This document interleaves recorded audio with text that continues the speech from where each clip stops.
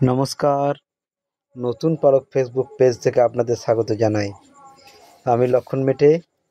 আজ আমি এসেছি ঝুলন যাত্রার তৃতীয় দিনে বেলারি গ্রামে।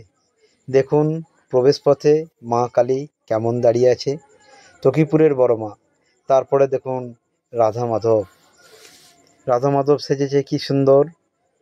দুইজনই কিশোরী, কিন্তু চেনার উপায় নেই যে ভগবান শ্রীকৃষ্ণের বেশে ও একজন কিশোরী। কিন্তু আমার খুব ভালো লাগলো।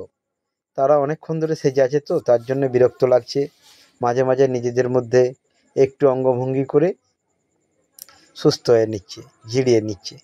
এরপরে দেখুন মা মহালক্ষ্মী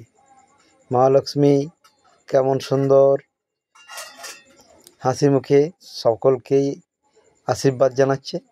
সেটা দেখুন একবার, কি সুন্দর সাজিয়েছে এরা। এদের সাজানোর ধরন দেখলে নিজেকে হারিয়ে যেতে ইচ্ছে করে। দেখুন কত সুন্দর এদের কারুকার্য। এই দেখুন একটি বাস্তব চিত্র,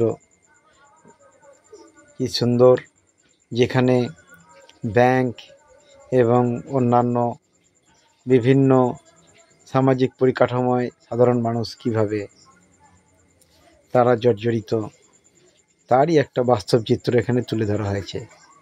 ওই আমার ছেলে সেজেছে, তার জন্য ভিডিওটা একটু ওর কাছে করলাম। এরপরে আস্তে আস্তে অন্য ক্যাপশনে যাই।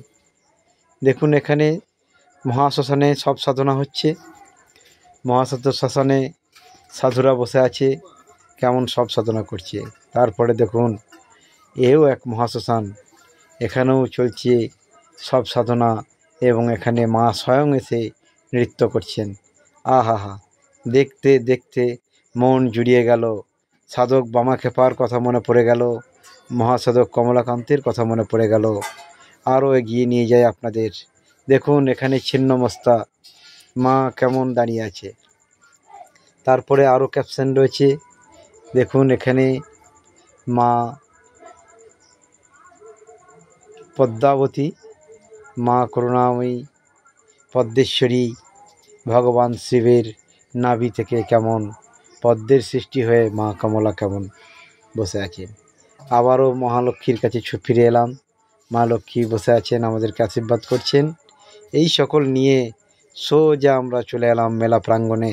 দেখুন তো একবার ভিড়টা কেমন, অনেক ভিড়। এই ভিড় সামলানো দায়। এখানে বহু দূর দূরান্ত থেকে বেলারি গ্রামের ঝুলন যাত্রা দেখতে আসে সকলেই।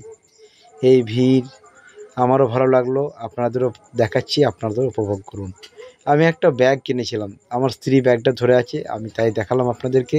এই ব্যাগটা আমার খুব ভালো লাগলো, আমি কিনে নিয়েছি। নমস্কার, সকলে ভালো থাকবেন, আবার দেখা হবে।